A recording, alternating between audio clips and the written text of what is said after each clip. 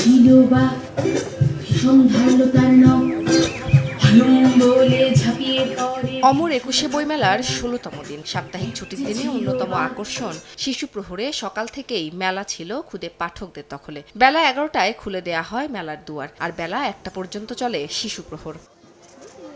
নতুন বইয়ের ঘ্রাণ আর রঙিন মলাটের মোহে ছোট পাঠকদের চোখে মুখে ছিল উচ্ছ্বাস। অভিভাবকদের হাত ধরে মেলায় আসা শিশুদের প্রাণবন্ত উপস্থিতিতে মুখর হয়ে ওঠে পুরো মেলা প্রাঙ্গণ। বিজ্ঞান, গল্প আর অনেক গল্প কিনেছি আমি। কমিক্সের সিরিজ পড়ছি, এটাই হচ্ছে আমি এখান থেকে নিয়েছি। আমার সব্যসাচী চাকমাকে বেশি পছন্দ। বেলা 11:30টায় শুরু হয় কাকতারুয়া পাপেট থিয়েটারের আয়োজনে বই পাঠের আসর, মাস্কট প্রদর্শনী এবং শিক্ষণীয় পুতুল নাচ। শিশুদের আনন্দ দিতে এর পাশাপাশি রাখা হয় রঙিন বায়োস্কোপের আয়োজনও।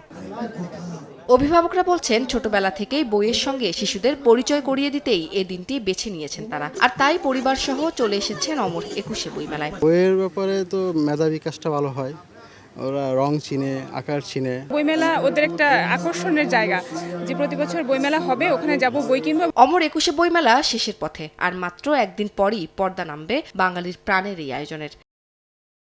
উম্মে হানি, সময় সংবাদ, ঢাকা।